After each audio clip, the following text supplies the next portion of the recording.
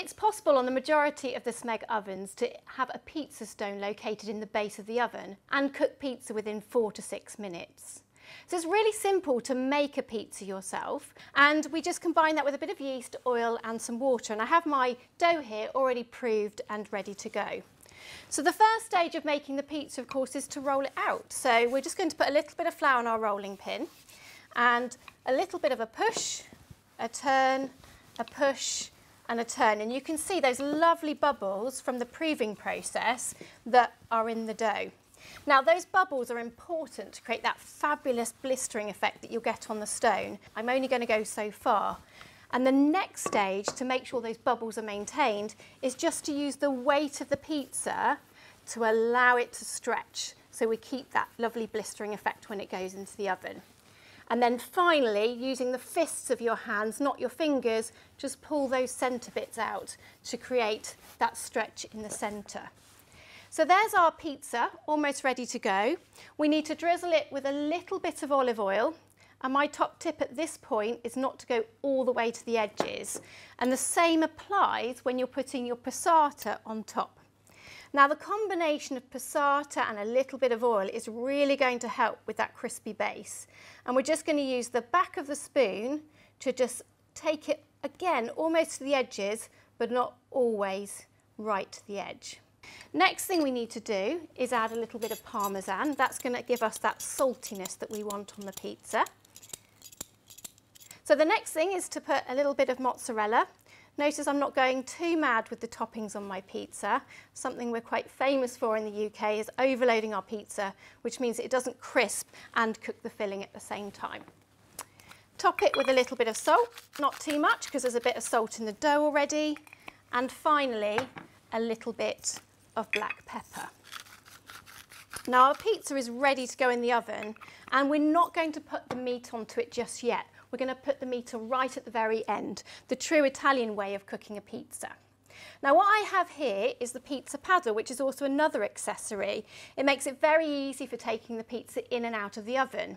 And then we'll take the pizza off the work surface and ready to go into the oven. Any excess flour, just brush it off the sides because our stone is going to be really hot and we don't want it to burn when it goes into the oven. So we're going to place it into our oven just here. That's been preheating for quite some time. And like I said, it's going to take about 4 to 6 minutes to cook. Now, why does it take 4 to 6 minutes and only that short period of time? That's because we're using an oven temperature of 280 degrees. That's the maximum temperature of most of our Smeg ovens, which means when we put the stone that you just saw the pizza in the base of our oven, which sits in those beautiful 2 rings that we have located in the ovens, it gets up to a temperature at contact point of 350 degrees. So like I said, very close to that Italian stone-baked oven. So quickly, we'll start to see that dough rising. We'll get that blistering from the base and get that authentic pizza that we're after. Now, it's not just pizza that you can cook on the pizza stone. It's possible to use the pizza stone for other foods as well. We could also use that concept of actually cooking things like pita breads, or perhaps even the Indian chapati, because you've got that intensity of heat at the bottom. Now that base heat is critical for some other foods because you can cook quiches and flans. Now normally you would blind bake the pastry case first before putting it into the oven, but in fact you can put the raw pastry and raw filling together and get that crispy base. So no soggy bottoms to the bottom of our quiches. You can take it a step further. You could use it for mince pies. You could in fact use it for cookies. It gives you that lovely crisp base. And then finally, why not consider it for actually putting casseroles or slow cooked braising? When we put it on the hob, we get that lovely caramelization from the bottom, but we can get both, best of both worlds, that oven baked moisture and of course the heat from the base.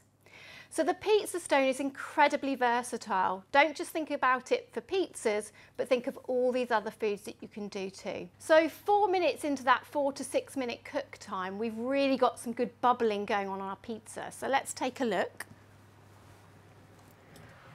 Wow, look, that lovely bubbling, that golden finish, and this is the perfect time to add the meat. Not too long that it crisps, but enough time just to warm it through, just the way the Italians do it. So I've got some beautiful Parma ham here that I'm going to pop on the top of my pizza.